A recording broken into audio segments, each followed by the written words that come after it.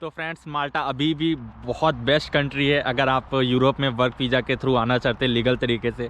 वैसे भी इलीगल तरीका जो सर्बिया वाला था वो तो बंद हो गया है। तो आज मैं बात करूँगा जो इंटरव्यू होता है माल्टा जब वर्क वीज़ा अप्लाई करते हैं उसके बारे में। और मैंने जब अप्लाई किया था तो मेरा भी इंटरव्यू हुआ था, तो मुझे काफ़ी डिटेल में चीज़ें पता हैं। तो फ्रेंड्स, जब मैंने अप्लाई किया था पहले VFS में, तो VFS कोची में मैंने अप्लाई किया था, तो काफ़ी समय हो गया था। तो मुझे काफ़ी घबराहट हो रही थी। जब उन्होंने कॉल किया था तो मैं तो घबरा के आंसर दे रहा था। तो शुरू से मैं आपको सारी चीज़ें बताता हूँ। तो पहले मैं कोची गया था 2 नवंबर को, वहाँ पे VFS में मेरी अपॉइंटमेंट थी। तो फिर वहाँ जाके मैंने सारे डॉक्यूमेंट सब कुछ दिए। तो पहले VFS वालों ने भी एक प्रॉब्लम क्रिएट कर दी कि जो डॉक्यूमेंट थे, क्योंकि मैंने तो खुद जॉब ढूंढी थी, तो एजेंट की तरह मुझे किसी ने कोई रियल डॉक्यूमेंट्स और नोटेटरी वोटेटरी करा के चीज़ें ज़्यादा नहीं दी थी। तो जब मैं ऐसे ही डॉक्यूमेंट्स मैंने सारे अपने दिए VFS में, तो उन्होंने रिमार्क में लिख दिया नो ओरिजिनल डॉक्यूमेंट। मैं यार पहले ही घबरा गया कि देखो अभी से सारी चीज़ें ख़त्म। लेकिन फिर भी मैंने हार नहीं माना। मैंने कहा अब अप्लाई तो हो गया, अब देखते हैं, वेट करने के अलावा कोई ऑप्शन नहीं है। तो काफ़ी समय हो गया था फ्रेंड्स, लिटरली मैं बता रहा हूँ। जब मैंने अप्लाई किया था तो 2 नवंबर को अप्लाई किया था, 25 नवंबर तक तो कोई कुछ हुआ ही नहीं। तो यार मैं काफ़ी टाइम हो जाता है। और आपको पता होगा अगर आपने भी खुद अप्लाई किया किसी भी कंट्री के वीज़ा के लिए, तो एक घबराहट सी होती है कि यार अब क्या होगा, व्हाट नेक्स्ट। तो ऐसे मुझे भी हो रही थी। हालांकि मैं उस टाइम पे काफ़ी घूम रहा था, तो मुझे उतना टाइम नहीं मिल रहा था कि वेट करके मैं चीज़ें सोच सकूं। तो इतनी भी चिंता नहीं हुई, पर मैं उसमें काफ़ी जगह घूमा।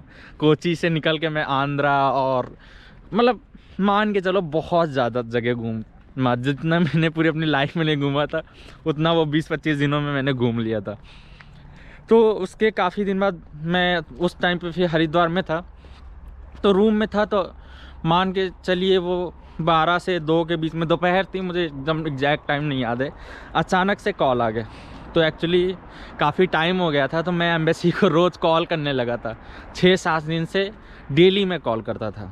तो मैंने कॉल किया एम्बेसी को।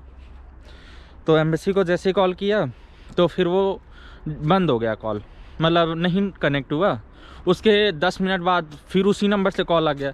तो मुझे लगा कि मैंने जो कॉल किया उसके रिप्लाई में कॉल कर रहे हैं।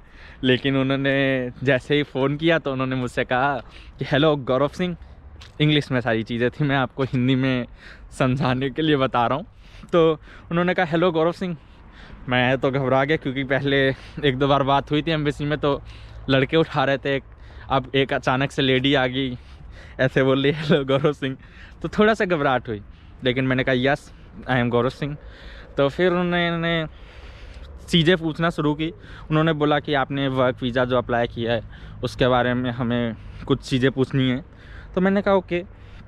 तो उन्होंने पूछा आपका एक्सपीरियंस कितना है, वर्क एक्सपीरियंस। तो मैं वैसे भी लोगों को कहता हूँ कि नहीं भी है तो कोई बात नहीं। तो मेरे पास नहीं था। मैंने लिटरली 3 महीने, मतलब 18 साल 3 महीने थी मेरी एज उस टाइम, और 3 महीने कोई वर्क एक्सपीरियंस नहीं होता कुछ भी। तो मैंने उन्हें ऑनेस्टली बोला कि 3 महीने का एक्सपीरियंस है, और लिटरली कोई एक्सपीरियंस नहीं था। तो उन्होंने कहा ओके। फिर उन्होंने पूछा कि आपकी फ़्लाइट कहाँ से है और कौन सी है। तो मैंने तो खुद ही डमी टिकट कराई हुई थी। तो मैंने उनसे बोला कि लुफ्तांसा की मेरी फ़्लाइट है। तो उन्होंने कहा ओके। तो लेकिन मैंने उनको बता दिया जल्दी में कि वो डमी टिकट है, वो मैंने अभी कराई नहीं है। तो उन्होंने लेकिन उसके आगे कोई उस पर डिस्कशन नहीं किया, वो दूसरे टॉपिक पे चले गए, दूसरा क्वेश्चन वो ले आए। तो लेकिन फिर भी चीज़ें अच्छी चली। फिर उन्होंने पूछा कि आपका वर्क कहाँ, वहाँ पे क्या है।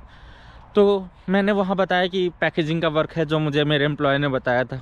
हालांकि वर्क थोड़ा डिफरेंट था, बट जो मेरे प्रोफाइल में लिखा था पैकेजिंग और असेंबलिंग ये सब, तो मैंने वही बताया उनको। उन्होंने कहा ओके। फिर उसके बाद पहले फ़्लाइट के बारे में डिटेल्स पूछ ली। फिर होटल, मतलब जाके आप कहाँ रहोगे। तो मैंने होटल की बुकिंग कराई हुई थी, वो भी होल्ड कराया हुआ था टिकट, ऐसे कोई बुक नहीं किया होता पैसे दे के। तो मैंने बताया कि वहाँ पे होटल पे। तो उन्होंने कहा ओके। उस पर भी ज़्यादा डिस्कशन, वो किसी चीज़ को डिटेल में नहीं पूछे थे।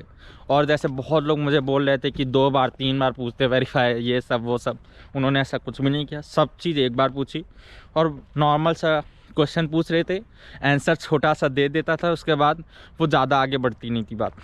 और मैं जैसे कोशिश भी करता था तो ज़्यादा सुनती नहीं थी, फिर आगे क्वेश्चन में शिफ्ट हो जाती थी। तो ऐसे ही फ़्लाइट हो गया, होटल बुकिंग हो गई, उसके बाद उन्होंने पूछा काम प्रोफाइल क्या, वहाँ पे काम का क्या करोगे, एक्सपीरियंस कितना है। उसके बाद लिटरली उन्होंने कुछ भी नहीं कहा, उन्होंने बोला थैंक यू और फिर फ़ोन कट गया। उसके मान के चलिए 5 से 6 दिन बाद एक्चुअली मैंने एड्रेस है वो अपने दोस्त का दिया था, वो दिल्ली का ही एड्रेस था लोकल। तो वीज़ा तो मतलब पासपोर्ट तो सेम नेक्स्ट डे, मतलब इंटरव्यू के 4-5 दिन बाद जब निकला, स्टेटस चेंज हुआ वीएफएस में, तो 4-5 दिन के अंदर घर, सॉरी 2 दिन के अंदर घर आ गया। इंटरव्यू से 4-5 दिन बाद उन्होंने सेंड किया था। तो फिर जैसे ही आया तो मैंने वीडियोस तो काफ़ी देखे हुए थे लोगों के कि उसके अंदर पेपर होगा तो रिजेक्ट। मैं लिटरली बताऊं, उस दिन मेरा दोस्त भी कहीं चला गया था, तो मैं उसके घर के बाहर ही वेट कर रहा था कि आएगा कैसे क्या होगा। और फिर जब आया तो आपको पता ही है फ्रेंड्स, अभी तो मैं यूरोप में हूँ तो वीज़ा तो लग ही गया होगा। तो ऐसी ही थी छोटी सी मेरी स्टोरी।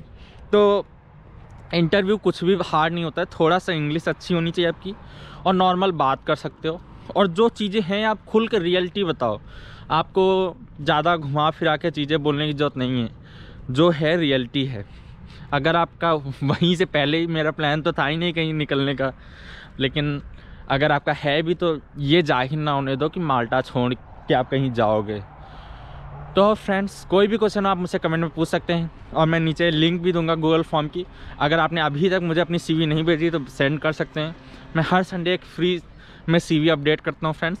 प्लस जिसने अपनी सीवी भेज चुके हैं तो उनको दोबारा भेजने की कोई ज़रूरत नहीं है, मैं आपके नाम सेव करके रखे हुए हूँ, तो नेक्स्ट टाइम मैं अप्लाई करूँगा friends. Thank you, have a good day. Okay.